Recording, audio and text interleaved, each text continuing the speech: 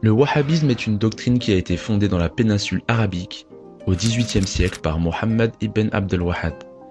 Il représente un courant traditionnel qui se distingue par une lecture littérale de l'islam et par son aspect rigoriste et puritain. Il condamne en particulier toute innovation par rapport à l'enseignement de l'islam et combat tous les musulmans qui ne s'y soumettent pas en les considérant comme apostats. Ce littéralisme impliquant une lecture primaire et primitive du Coran conduit ses adeptes à la négation des principes mêmes de l'islam. En effet, Abd al-Wahhab seul n'aurait jamais pu élever sa doctrine au-delà d'une secte éphémère, sans l'aide de la tribu des Saouds, avec qui il fit une alliance pour conquérir l'Arabie, devenue à présent la propriété personnelle des Saouds et le berceau même du wahhabisme.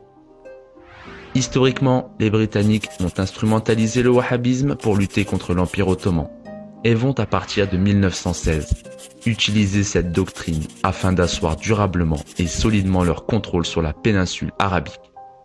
Le wahhabisme n'aurait pas non plus connu son essor actuel sans l'aide des États-Unis, qui, en 1945, ont passé un pacte maléfique avec les Saouds. Le pétrole contre une protection armée.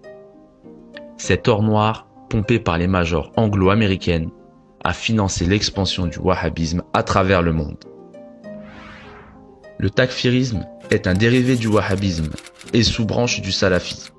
Le takfirisme est un mouvement sectaire fondé en 1971 par Mustafa Choukri.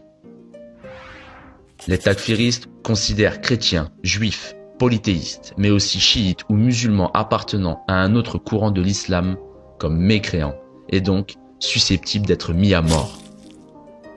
Les wahhabites ont trouvé avec les takfiristes l'alliance idéale et le moyen approprié pour combattre tous les musulmans qui n'entrent pas dans leur giron. Ces deux idéologies similaires, violentes, se rejoignent pour faire union contre tout État musulman qui n'entre pas dans leur doxa. Les riches familles royales saoudiennes étant wahhabites et alliées aux intérêts américains et sionistes, il est logique qu'elles s'accaparent ces mouvements pour en faire un instrument politique et un moyen militaire. Comme nous pouvons le constater partout, ce sont les musulmans qui sont les premières cibles et les premières victimes du wahhabisme.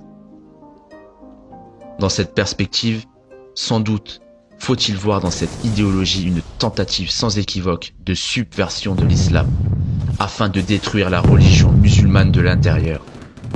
Les massacres de masse, les destructions, la rage meurtrière de ces ordres téléguidés depuis Riyad, Doha et Washington, ainsi assistés par Tel Aviv contre la Libye, l'Irak, la Syrie, ont donc une finalité autant politique qu'eschatologique. C'est le plan des États-Unis et du régime sioniste pour arrêter le grand mouvement mondial vers l'islam. L'objectif étant la division du monde musulman ainsi qu'une mauvaise représentation de l'islam à travers le monde, en offrant un visage violent et détestable à cette noble religion.